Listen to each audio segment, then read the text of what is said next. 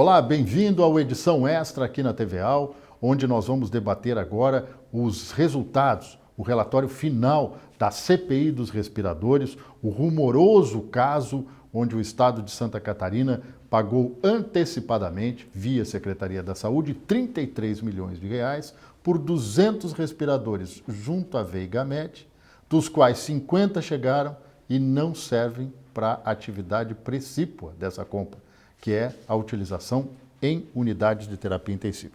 Comigo estão os jornalistas Marcelo Espinosa, da TVA, e também Fábio Bispo, do Intercept Brasil e de outras atividades aí, que foi o processo deflagrador, né, Bispo, de todo esse processo. A minha primeira pergunta poderia entrar naqueles jargões de aula de jornalismo da pergunta que não precisa ser feita, mas tem que ser feita.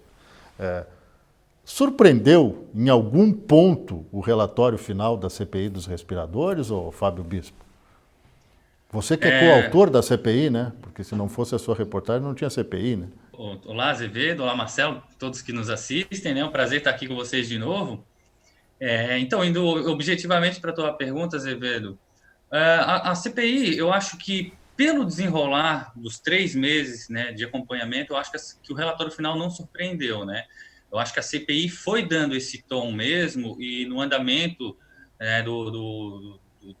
das oitivas, dos depoimentos, né, no andamento dos trabalhos, das próprias declarações que os deputados deram, do próprio jogo que se tornou, né, a questão do governador responder por escrito, tudo aquilo o ambiente que se criou em torno da CPI, eu apontava, né, para esse desfecho, isso não me surpreendeu. Eu particularmente acreditava que desde o início a CPI iria acabar pegando um pouco mais pesado com o Moisés, né?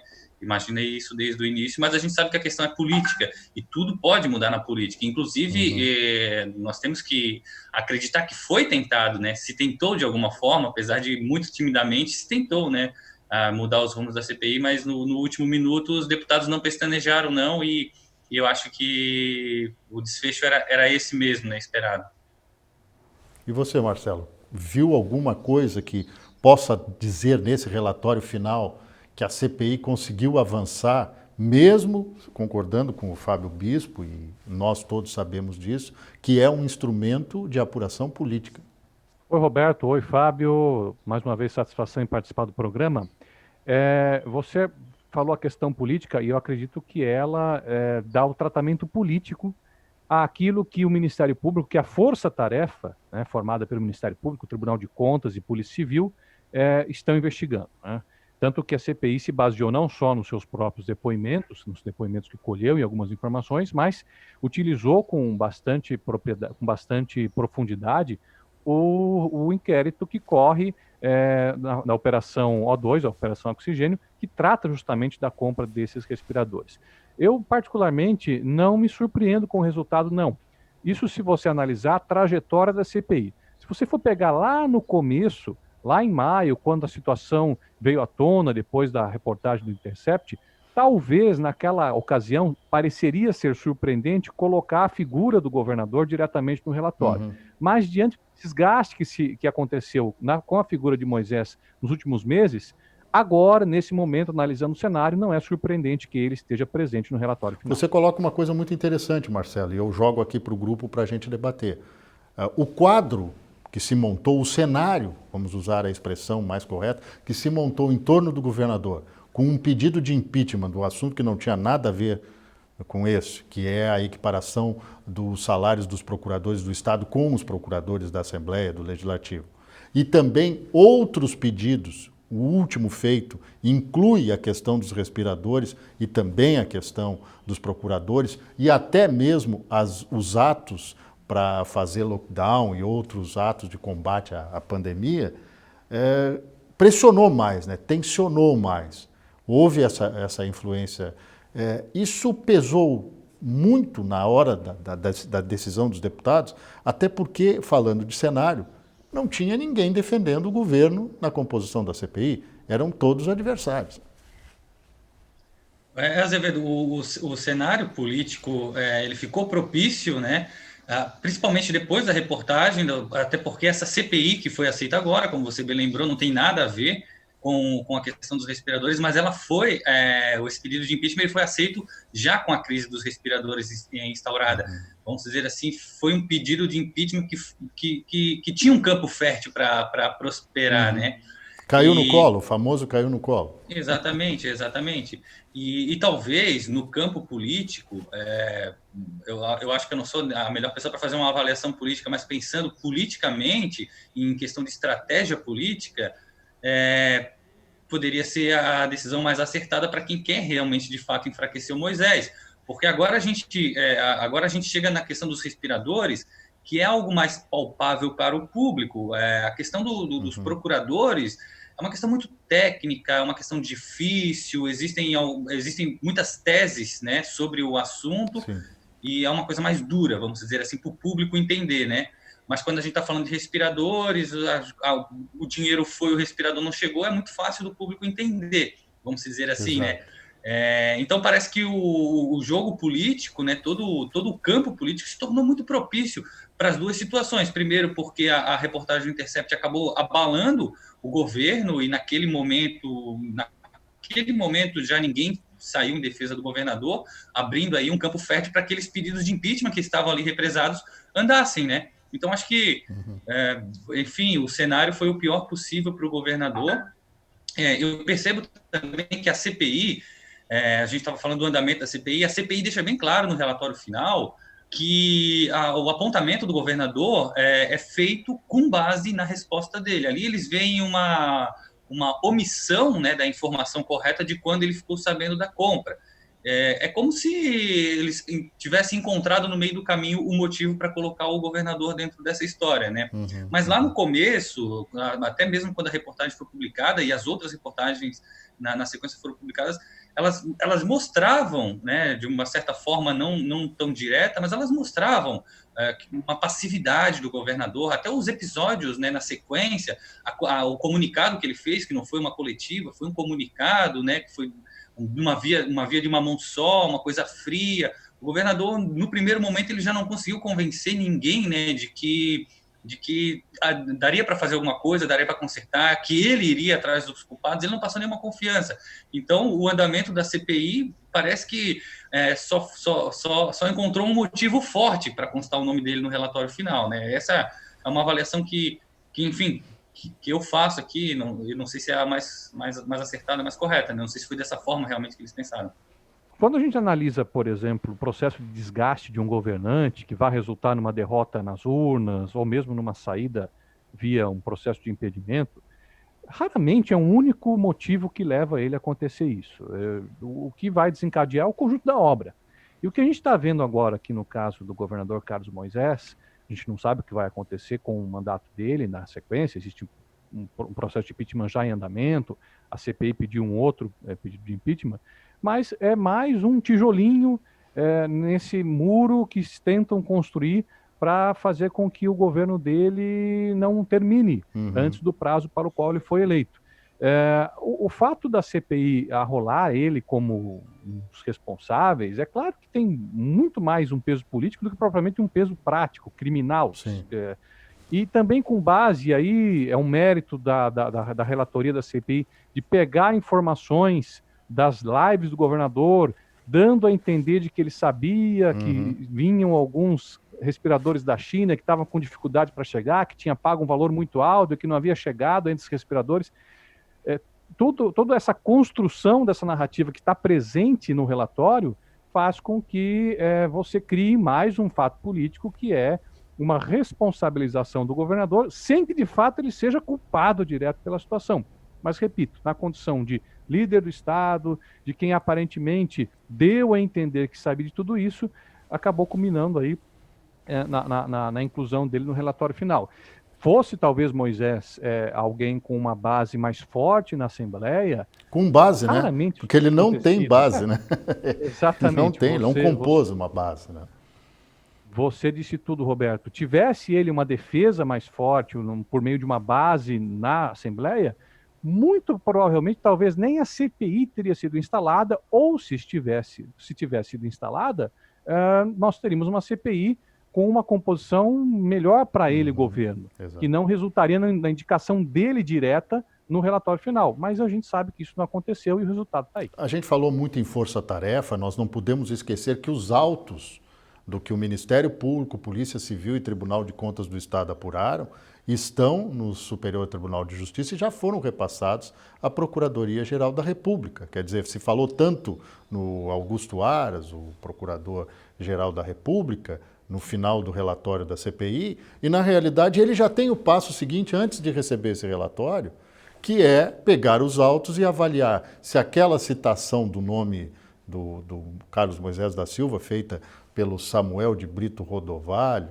empresário lá, que tentou vender os respiradores e não conseguiu, é elemento de prova para criminalizar a participação do governador no processo. Então, quer dizer, o Moisés ainda tem essa espada sobre a cabeça.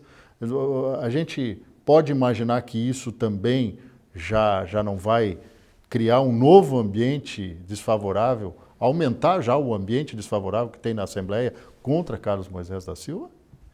Roberto, eu não me apressaria em dizer, por exemplo, que o governador não sabia de nada, que ele foi colocado nesse processo pura e simplesmente por uma questão política, né? Por não ter base, por existir um campo fértil para uma oposição assumir, inclusive, né, esse governo ainda, né, terminar este governo. Eu não me apressaria porque a gente sabe que o governador ele tem que cumprir o seu papel como governo, né? E parece que o Moisés ele caiu na própria ratoeira, porque desde o começo do seu governo ele tem tido muita dificuldade de aparecer para os catarinenses, aparecer para o povo. E as lives, desde o começo do governo dele, todas as manifestações dele acontecem num ambiente controlado. E a própria coletiva diária, as lives, ela era num espaço completamente controlado, ele era totalmente controlado. E o governador, ele falou várias vezes sobre os respiradores, antes, né, da reportagem do Intercept. Eu, particularmente, perguntei sobre os respiradores nas lives, né, inclusive, quando eles começaram a atrasar e tudo mais. Então, o governador foi vítima do próprio ambiente que ele criou, né? A impressão que eu tenho é de que é essa, só que ele é governador, ele tem que exercer seu papel de governo. Então, eu acho que o que está correndo lá na PGR talvez se atenha um pouco mais nessa questão do exercício do governador, das atribuições do governador, do papel de governador, né? Claro que aqui na Alesc a gente está vendo a questão muito mais política. O que vai correr lá na PGR, o que corre lá no STJ, vai influenciar, sim, aqui, até mesmo se ele lá conseguir uma absolvição ou, enfim, conseguir se livrar desse processo, né? Isso pode ter um efeito aqui. Mas outra coisa que chama a atenção também é que essa CPI ela nasceu num processo um pouco atípico dos outros processos, né? Normalmente, o relatório final da CPI embasa uma ação criminal. É verdade, né? Aqui, nesse caso, a gente tem o caminho inverso, né? E uma coisa vai acabar influenciando na outra. Ela começa já com um grande material na mão, feito pela Força Tarefa, de onde, certamente, se esperaria que fosse enviado o material, para onde se pensaria que fosse enviado o material concluso da CPI, para robustecer a investigação. Mas isso, aparentemente, não vai acontecer. Ela vai dar um caráter político, embora... São julgamentos diferentes, né? Exato. O grande ponto de avanço que eu vejo no resultado da CPI é essa indicação das outras 13 pessoas, né? Das outras 13, servidores públicos, empresários. Porque houve, a gente não pode tapar o sol com a peneira, houve não só no Brasil, não só em Santa Catarina, no mundo inteiro, uma verdadeira formação de quadrilha, e olha que é uma quadrilha grande, né? Muito maior do que 4, para se vender respiradores, se vender insumos da saúde, e aí nós descobrimos que a humanidade era refém de 95% do material para uma determinada área nevrálgica saindo de um único país.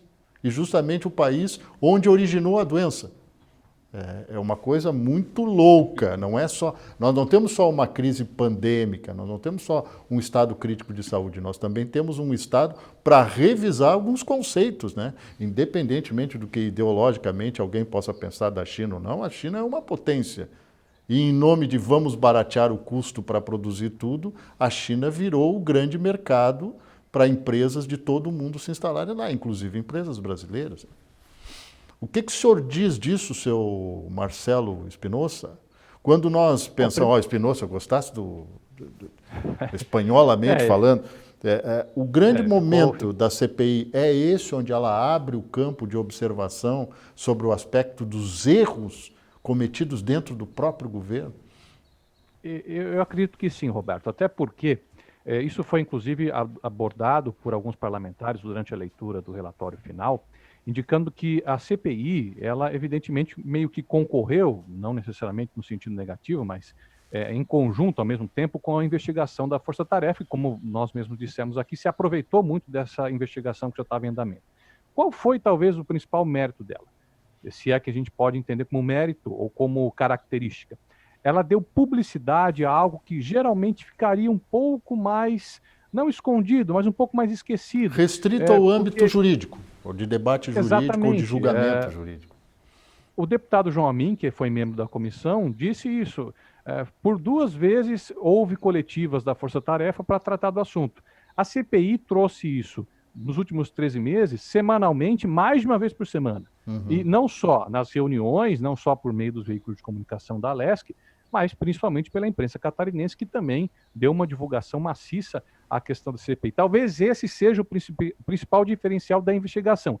Ela trouxe para dentro da casa das pessoas uma situação que ficaria mais restrita ao âmbito jurídico. E as pessoas passaram, então, associando o nome de todos aqueles que estão envolvidos nisso, mas principalmente o governador, que é o principal nome, que é o líder disso tudo, isso só trouxe mais ainda essa questão do desgaste do governador.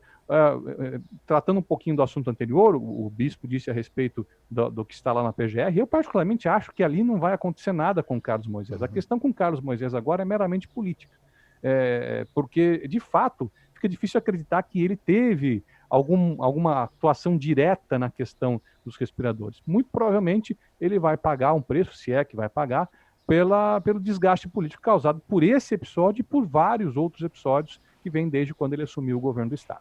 Há lições e lições dentro do relatório concluso da CPI. Mas o presidente da comissão, o deputado Sargento Lima, do PSL, acrescentou um ponto importante: a mudança de conceito no processo de compra dentro do governo, que certamente vai ser originada a partir da conclusão da CPI dos respiradores. Vamos ver o que o presidente da CPI declarou sobre o assunto. Precisamos tomar medidas mais efetivas em relação a como o Estado de Santa Catarina compra, né? Mesmo estando submetido a um estado de calamidade, né? As garantias, né, são essenciais no momento de compra. Então, a inobservância dessas garantias é que realmente desencadearam todo esse processo da Comissão Parlamentar de Inquérito. Pois é, as lições, caros companheiros de programa hoje, estão claras. Aparentemente, todo mundo que não sabia do poder, da força dessa pandemia, ou pelo menos não se tinha vivido no país e no mundo algo semelhante nos últimos 100 anos, podemos ter agora um século pela frente onde a gente vai estar preparado para essas situações, porque a pandemia só se equipara a uma coisa, né, gente? A um modelo de guerra, né? A um momento de guerra. Porque é um momento de guerra, né? É a humanidade contra um inimigo invisível que eventualmente mata, causa prejuízos, traz consequências, não só na saúde pública, principalmente na economia. Nós vamos falar um pouco mais desse assunto, do que é a lição, ou quais são as lições que a CPI traz para a sociedade de Santa Catarina, no próximo bloco aqui no Edição Extra. Nós voltamos já já.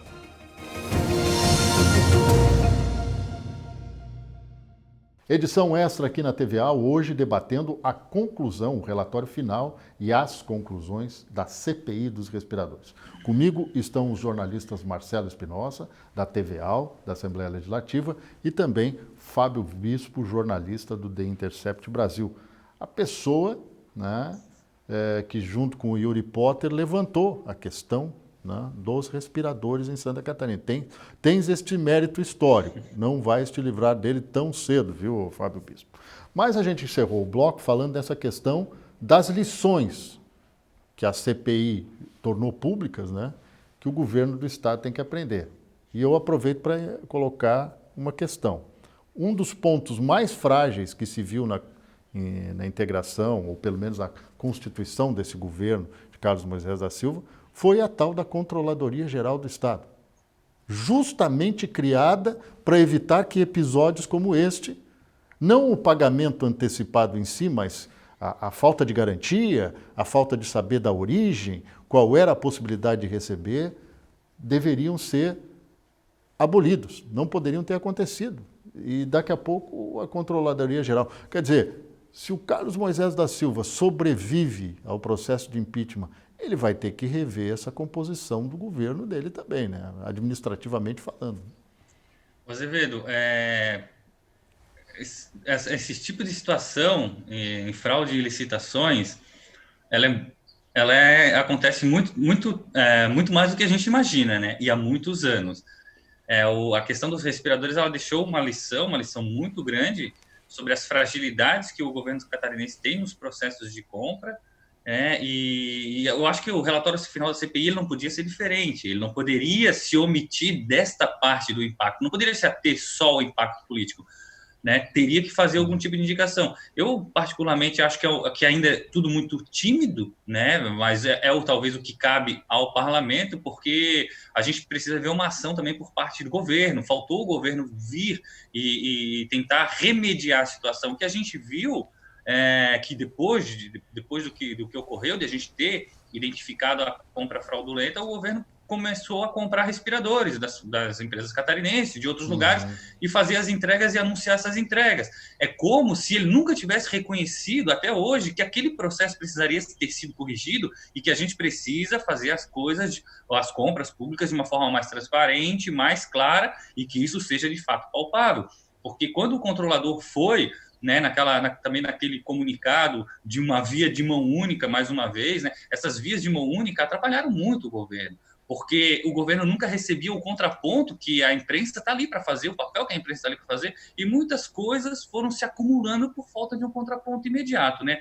Mas, enfim, quando o controlador foi para lá falar que a gente criou um sistema de transparência especial para a Covid e que agora nós temos transparência, o governo adotou o mesmo portal da transparência que já existia, que é um bom portal da transparência, né?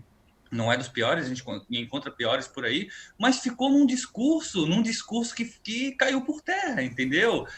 E você tem razão, Fábio, você tem razão, porque uma declaração dessa, pensada dentro do contexto e dentro do momento que se vivia, quer dizer, mesmo que ele tenha isso como justificativa, o então controlador-geral Luiz Felipe Ferreira, professor universitário, aqui da Universidade Federal de Santa Catarina, se tornou ineficiente, porque já havia ocorrido o pior dos momentos, o pior dos erros, dos equívocos do governo. Então não adiantaria justificar porque nós temos um bom sistema de controle.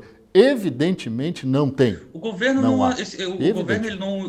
ele não inaugurou nenhum sistema novo de controle, Azevedo. É isso que eu quero te dizer. E se, por exemplo, se a imprensa estivesse naquele momento falando com o controlador geral, ia falar para ele, controlador, esse sistema é o mesmo que já existia.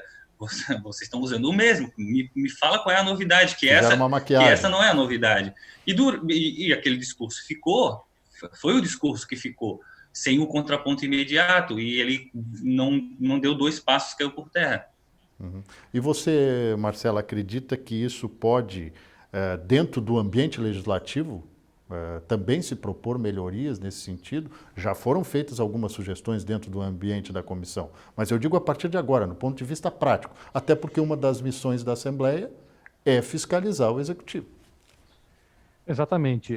Uma das situações que ficou clara na CPI, além de tudo aquilo que a gente já discutiu, e o Fábio acabou de tratar também, é que a CGE, embora tenha sido criada com muito discurso, com muita pompa, ela ainda carece de uma regulamentação. O artigo que criou a Controladoria Geral na reforma administrativa do ano passado, ele é bem claro, é necessária lei específica para disciplinar, organizar, enfim, todo o funcionamento da CGE. Isso não foi feito, esse projeto de lei não foi encaminhado, e por uma questão constitucional, compete ao Executivo encaminhar. Então, agora, acho que um passo importante é a Assembleia cobrar do Executivo o envio desse projeto de lei, já que ela, a Assembleia, não pode propor algo nesse sentido. Outra proposição é unir a estrutura da CGE com a SIG, que é a Secretaria de Integridade e Governança, porque realmente aparentemente são dois órgãos aí que, no final, o objetivo é o mesmo.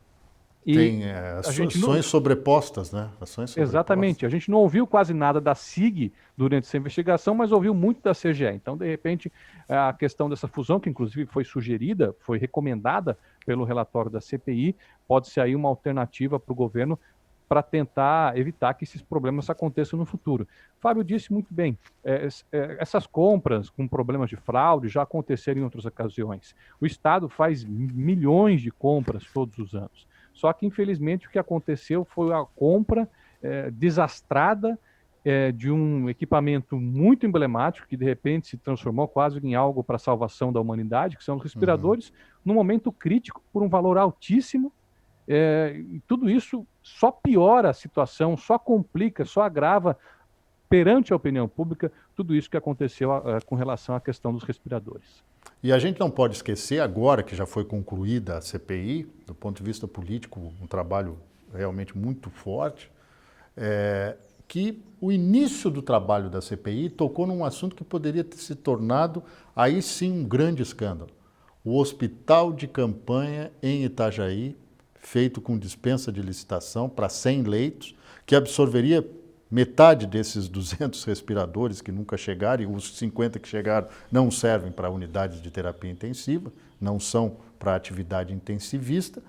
E esta criação do hospital de campanha, cada vez que eu vejo os números crescentes da ocupação de UTIs, principalmente na Foz do Rio Itajaiaçu, que é a região que tem menor volume de leitos, né, de UTI pelo SUS para atender a população, eu fico pensando o seguinte: se tivesse se concretizado este hospital de campanha, talvez nós estivéssemos falando de uma CPI e de um outro processo de impeachment, não é isso?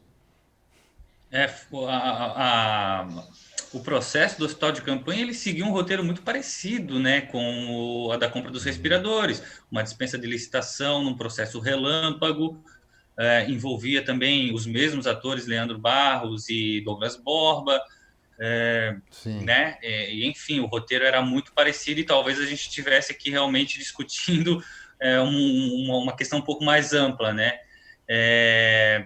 Mas era meio o roteiro de Hitchcock também, né? Porque Alfred Hitchcock que propunha essas coisas malucas de você fazer uma dispensa de licitação com carta convite, quer dizer, você fez uma dispensa de licitação e não indicou para quem, você promoveu uma concorrência. Exatamente.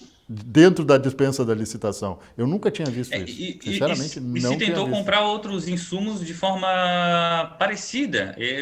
Parece que se insistiu nesse erro pelo menos umas 3 vezes, porque também se tentou fazer aquela compra de 100 mil kits, alguma coisa assim, né, que o próprio controlador narrou, que ele teria sido pressionado também pelo Douglas Borba para essa compra. Então, tinha um padrão dentro do governo para fazer a coisa pelo lado errado, né? Pelo lado não mais transparente, não mais correto, né? Só para voltar na questão lá da CGE, o órgão da CGE ele precisa sim ser bem mais fortalecido do que é hoje e precisa de independência. Porque quando o governo foi eleito e quando ele falou que iria criar essa controladoria, foi vista com muito bons olhos por todo mundo, né? Por todos que acompanham o controle também do governo, pelo controle social como um todo. O que acontece é que hoje a gente tem ou o órgão nessa situação sem regulamentação, ou a gente corre o risco de a gente ter uma regulamentação e um aparelhamento também disso com as estruturas de governo, porque a CGE hoje ela está minada, então tem que se brigar para uma CGE com independência, com, né, autonomia, e eu já começo a perceber que a CGE talvez não vingue naquele momento, né, daquela forma como ela foi anunciada, né? Queria muito que ela se transformasse como a CGU do governo federal, né, na nossa CGE, com um papel independente, autônomo e eficiente, que demonstre a sua eficiência. Mas a gente está um pouco longe disso, pelo que eu percebo, né? Uma das recomendações, inclusive, da CPI é que a CGE seja ocupada, inclusive, os cargos de controlador-geral e controlador-geral adjunto por servidores, auditores de carreira do governo do Estado com formação em direito, para tentar blindar de eventuais influências políticas, né? Essa é uma das outras recomendações da CPI. Embora a gente tenha que fazer um parênteses aqui, que diante dessa situação da compra com o pagamento antecipado de 33 milhões, muitos servidores públicos falharam. servidores de carreira. Quer dizer, e essa suposta isenção política, né, ou pelo menos a influência política que se propõe a tirar do processo, acabou acontecendo. Eu posso ousar fazer a seguinte pergunta para vocês. Douglas Borba é o começo, meio e fim do governo de Carlos Moisés, porque ele não atuou como o grande homem para a composição na Assembleia. Não deu maioria, ele que era o chefe da Casa Civil, e é uma das atribuições dela. É responsável, direto ou indiretamente, ou envolvido, desde que não se comprovou ainda a culpabilidade dele, ou o tamanho da culpabilidade dele, em todos os grandes escândalos que estão acontecendo dentro do governo. E ele foi a figura central desse processo todo, Marcelo? Olha, o Douglas Borba é uma figura interessante porque se você pega apenas os depoimentos dele à CPI, você analisando com base no que ele disse, você fica com a impressão de que realmente ele aparentemente não teve nada a ver com essa questão. Porque talvez pela formação jurídica, né, ele tenha experiência para se defender, mas ele foi muito claro, olha, eu apenas fiz um papel de avisar, ó, tal pessoa está interessada em fornecer para a saúde, tem os produtos, tal contato. Eu sou responsável apenas pelas compras da Casa Civil, eu não sou responsável pelas compras da saúde. É uma estratégia dele bem interessante, um depoimento que, para uma pessoa que só acompanhou a CPI, dá a entender de que realmente o Douglas Borba não teve participação direta nesse caso. Mas aí a gente pega a investigação da Força Tarefa e a gente observa, com base naquilo que foi investigado, que realmente tudo leva a crer que Douglas Borba teve uma participação maior do que ele disse à CPI. Tanto que chegou a ficar preso de forma preventiva. Né? Então, para não atrapalhar as investigações, né? Exatamente. Algo tem que ser melhor investigado nesse sentido. De certa forma, a gente pode analisar que a questão política também passa por ele e essa fragilidade do governo Moisés na Assembleia, do ponto de vista político, do ponto de vista de uma base de sustentação, também passa por ele, como você mesmo disse. Eu várias vezes vi o secretário Douglas Borba indo à Assembleia para discutir com os deputados, projetos de lei da casa, tendo que recuar algumas vezes, mas em nenhum momento isso significou na construção de uma base sólida, que compete geralmente a uma pessoa como o chefe da Casa Civil. Geralmente essa é a competência dele, essa interlocução direta com o parlamento. E a gente viu isso em alguns momentos com o Douglas Borba, mas não de forma efetiva a ponto de garantir ao governador uma tranquilidade dentro do parlamento. Sobre o Douglas, eu acho que a gente ainda vai precisar entender qual eram os planos dele como articulador político junto com o governador, porque é fato, na Assembleia ele não estava conseguindo fazer a articulação política que seria benéfica para o governo. Mas o Douglas Borba, ele filiou um monte de possíveis candidatos ou de pré-candidatos à prefeitura esse ano. Muitos não vão conseguir usar aquelas fotos que bateram no lado do Douglas no momento da filiação, porque provavelmente não vai trazer mais votos. Jogaram na lixeira do computador todo. Então, agora a gente precisa entender exatamente. O Douglas Borba, aparentemente, isso interlocutores de dentro do próprio governo já me confessaram que ele tinha um plano próprio político para ele bastante definido. Agora a gente precisa entender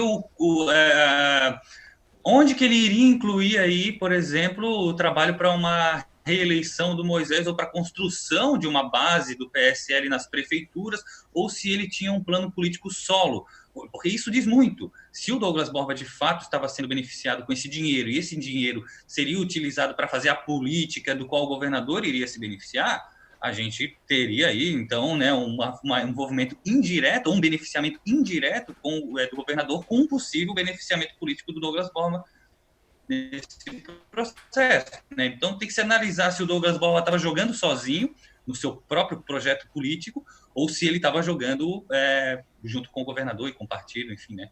Mas acabou, né?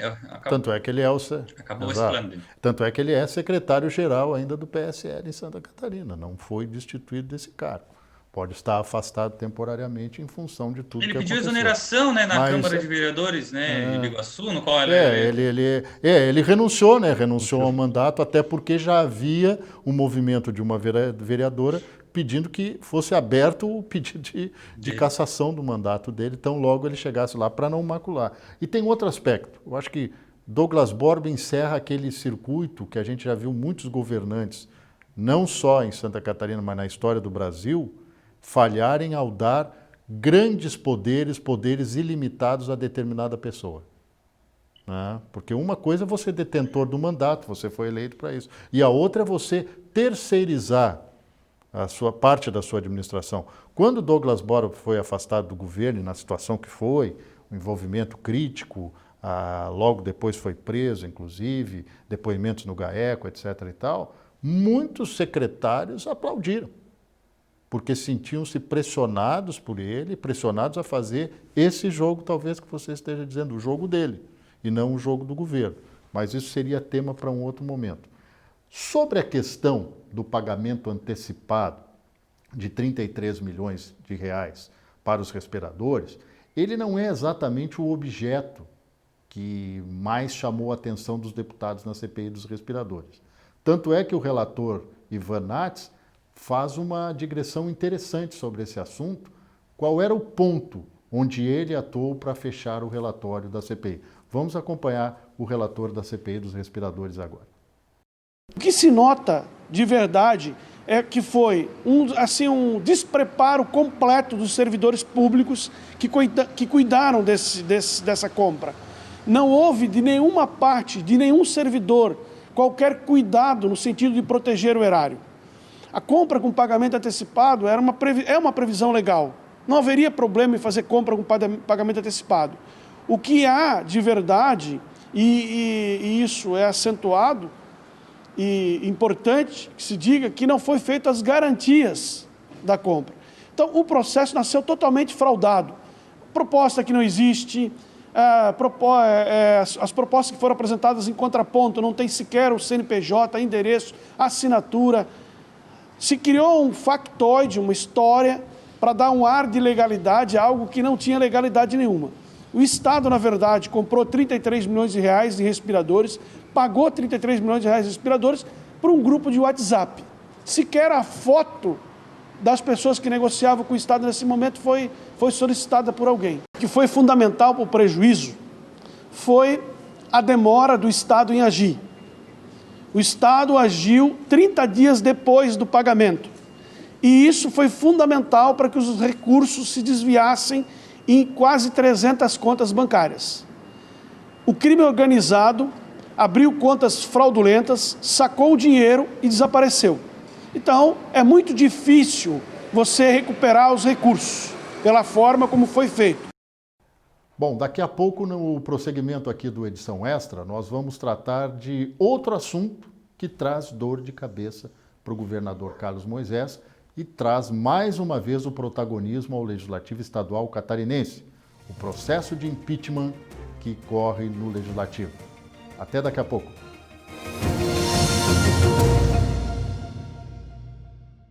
Edição extra aqui na TVA, falando sobre a questão da conclusão do relatório da CPI dos respiradores, com a presença dos meus colegas Marcelo Espinosa e Fábio Bispo.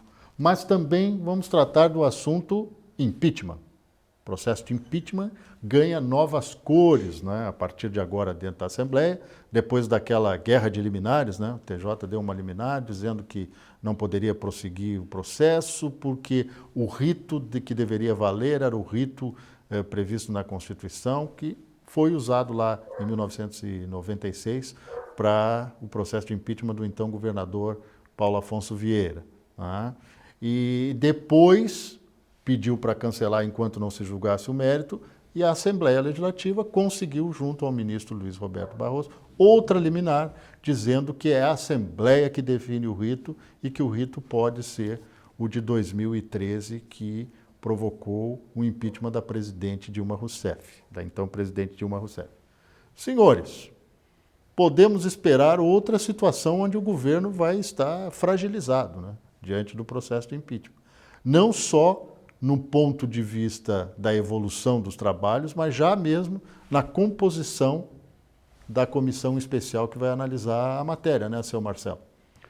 A comissão já está definida, né? O deputado Vampiro, o deputado Sopelsa, ambos do MDB, Nós também temos o deputado Marcos Vieira e Ismael dos Santos por um dos blocos parlamentares da Casa, João Amin e Sérgio Mota por outro bloco, Gessé Lopes e Maurício Scurdilac por um terceiro bloco, e o Partido dos Trabalhadores, que está sozinho nessa composição, definiu o deputado Fabiano da Luz, 9 deputados.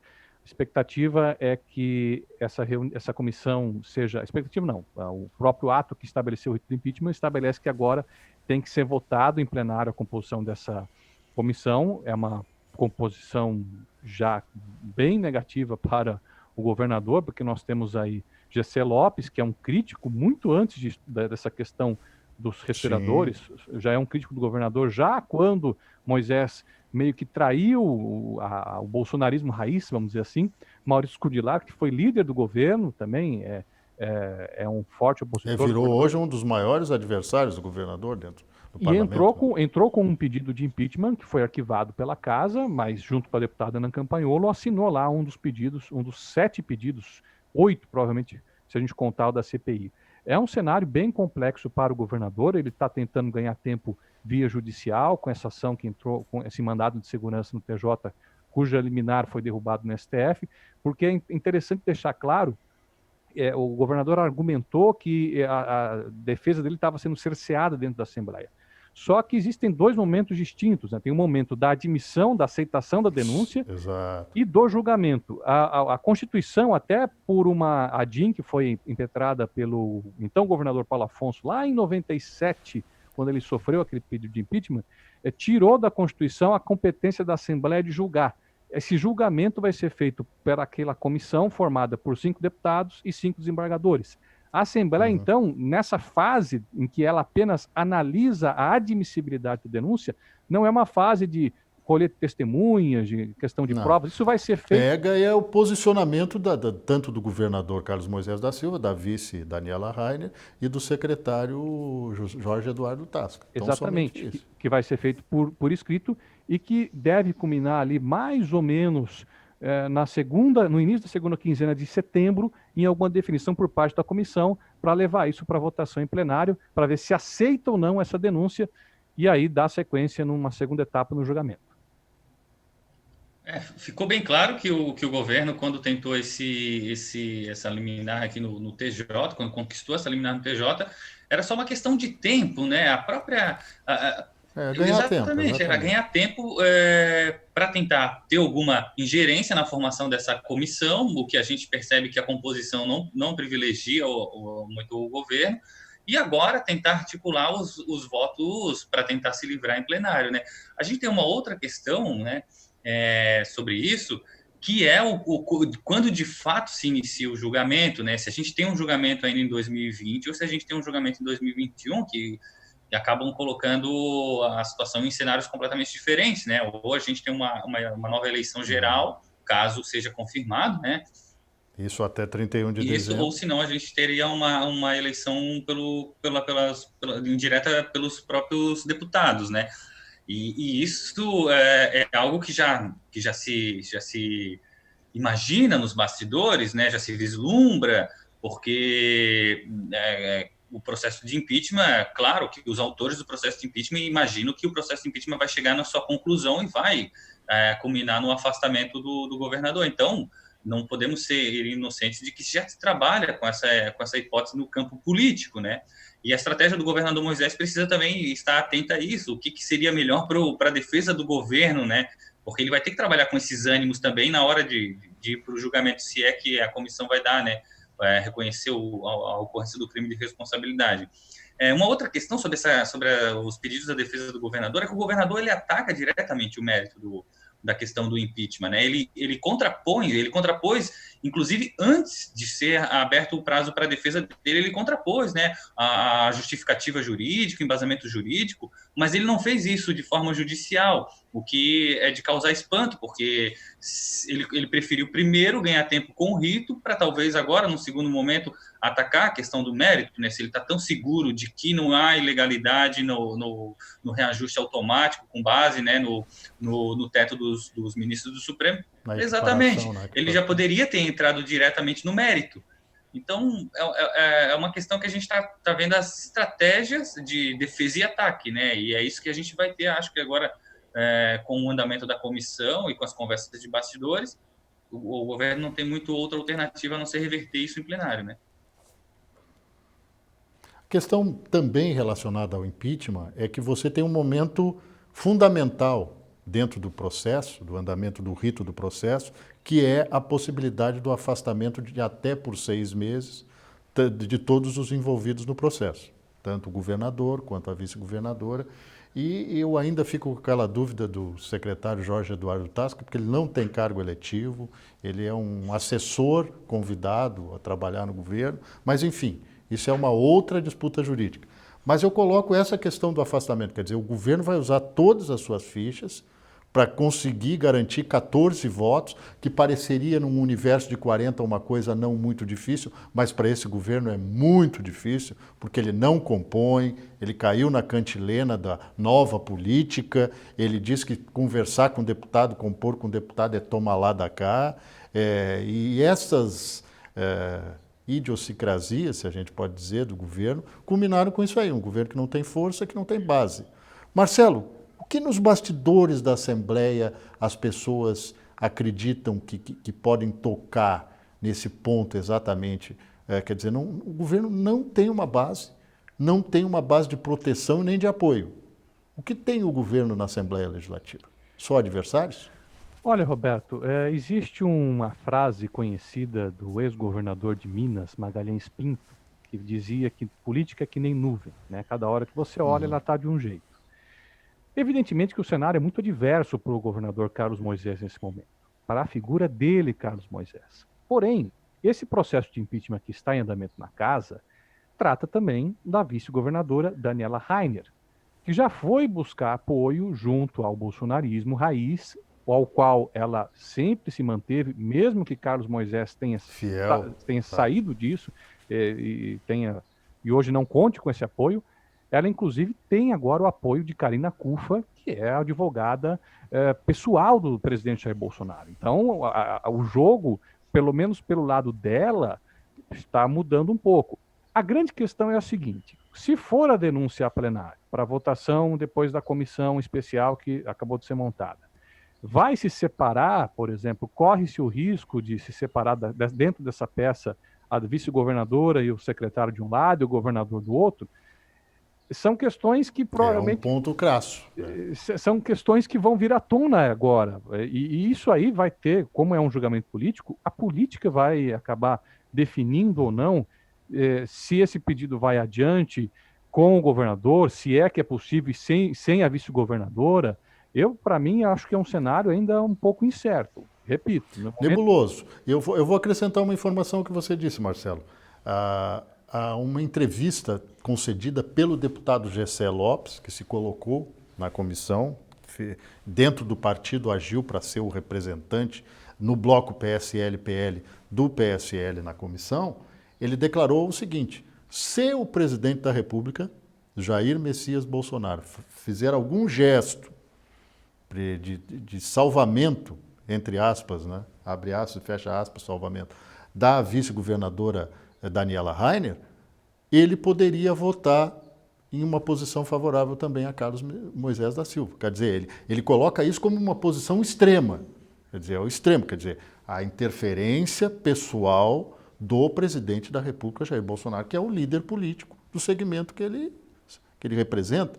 Então, quer dizer, a admissibilidade de uma situação dessa, quer dizer, admitir uma possibilidade dessas, pode levar os outros 3 deputados, daquele grupo de 4 dissidentes do PCL, a repensar a posição diante do impeachment. Vocês acham que isso é capaz de acontecer? É um campo minado, né? O governo não conseguiu ninguém para defender ele no pedido de impeachment, não conseguiu ninguém para levantar a voz ou ninguém de peso para compor a comissão, né? A gente vê que a líder do governo pediu publicamente para participar e ficou de fora.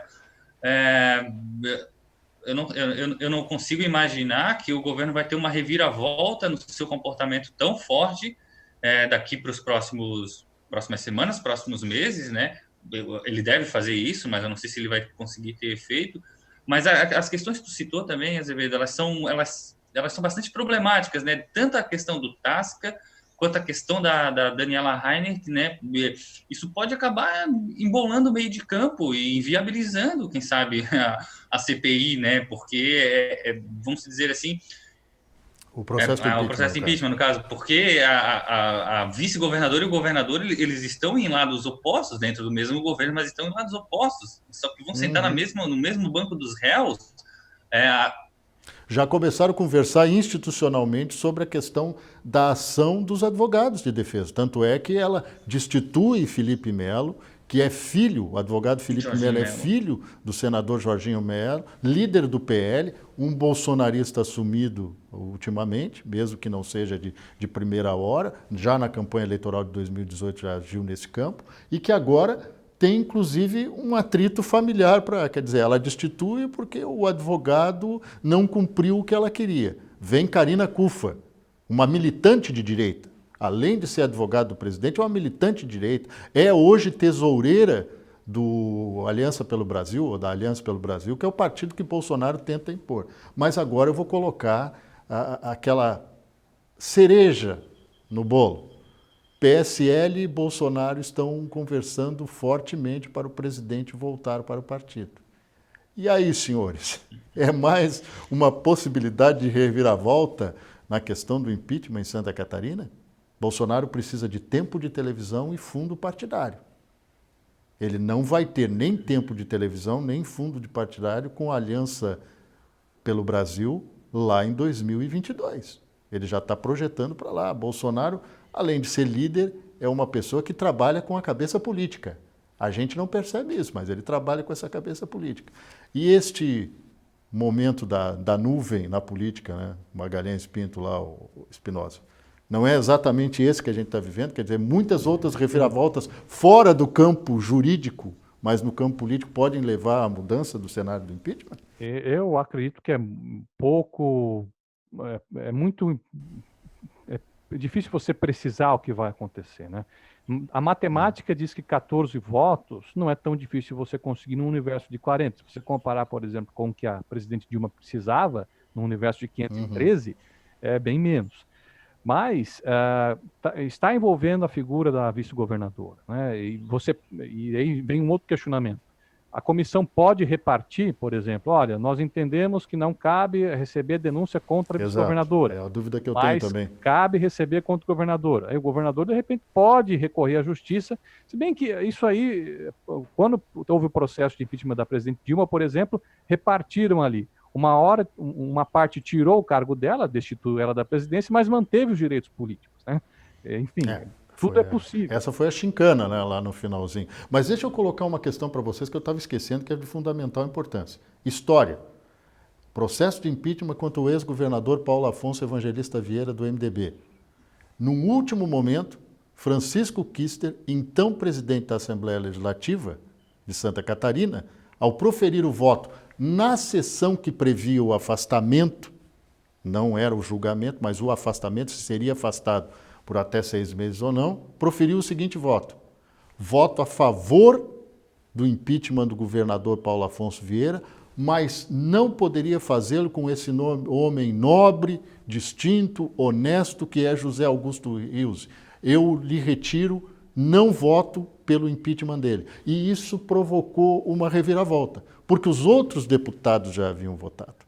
E os deputados, me lembro de Ciro Rosa, também de Mantelli, Francisco Mantelli, e também de outro, Onofre Santo Agostinho, pegando o microfone, fazendo uma parte da... Não, então eu quero votar também diferente. Eu não sabia que podia votar em cada um diferente. Então essa regra de que se separa ou mantém todo mundo no mesmo, na mesma cestinha, no caso do impeachment, tem que ser definida antes. Não pode ser definida em plenário porque já há um precedente, inclusive em Santa Catarina. E nós já estamos falando só da primeira parte, do afastamento por até 6 meses ou não. Nós não estamos falando do julgamento. Né? É essa definição que acredito que vai acomodar aí os interesses políticos, ou criar mais confusão, né? Ou acirrar ainda mais a disputa. Porque existe o grupo que considera, né, a cassação somente do governador e a vice permanecer, né? Tirar a vice. Mas aí a gente vai ver como é que vai ser o entendimento. A gente espera que a Assembleia consiga definir esse entendimento de uma forma bem prévia, para que os deputados também tenham segurança sobre aquilo que eles vão analisar e julgar, né? Porque, no fim das contas, faz uma grande diferença a gente tirar o governador, afastar o governador e afastar o governador e a vice-governadora, né? Inclusive, ela tava na sessão do relatório final da CPI, né? O que é algo também sintomático, né? Também junto com a advogada Karina Kufa, né? Fez aquelas visitas institucionais e tal. É uma maneira de pressionar, mas também pressiona até que ponto, Marcelo? Olha, isso a gente só vai saber no dia em que votarem a denúncia, se é que chegar essa votação em plenário, porque realmente é tudo parte de um jogo, e aí a política no seu estado puro, né? Às vezes a política boa, às vezes a má política, às vezes interesses escusos correndo por trás, de todos os lados, mas o que eu acho que é importante a gente destacar é que tudo isso vai implicar em uma série de consequências para o Estado que não sei se são interessantes. Por exemplo, você realizar uma reeleição indireta com 2 anos de governo, como que fica, né? Ok, é o que diz a Constituição, tem que seguir, mas se você parte do princípio de que a população que elege, você levar isso para o eleitor, de repente você não vai ter um candidato vai ter um candidato que tem consenso entre os 40 deputados, que são aqueles que vão eleger, mas que não tem nenhum tipo de amparo lá fora. Não, a gente volta à questão do colégio eleitoral e saber até que ponto o impeachment vai ter apelo popular. Porque eu já tenho as minhas dúvidas que a CPI teve apelo popular. Porque as reações que a gente viu da sociedade foram reações de pessoas que estavam ou diretamente envolvidas na questão técnica ou política. Você não viu manifestação na rua, você não viu as pessoas botando a taxinha com a plaquinha na cabeça do governador. O senhor pegou o dinheiro público, o senhor... Não existe essa manifestação. Ela pode existir em ambientes muito restritos. Até eu fiz um levantamento de quantas pessoas assistiam as excelentes transmissões da TVA, da CPI, e percebi que no mínimo 70 pessoas eram público fiel, quer dizer, era claque. Era claque direcionado. Mas, senhores, o assunto vai demandar ainda muitas edições extras e nós estaremos aqui prontos para atender, sim, este apelo popular, das pessoas saberem o que está acontecendo ou não nos bastidores. Eu agradeço muito a presença de vocês, abrilhantaram o programa, como sempre, e trouxeram a visão de quem conhece o bastidor, mas também está vendo, analisando do ponto de vista técnico. Eu concordo com vocês que uma das grandes preocupações de um processo de impeachment, e a gente que viveu um processo de impeachment recentemente na presidência da República, sabe que não são consequências que acabam no dia seguinte.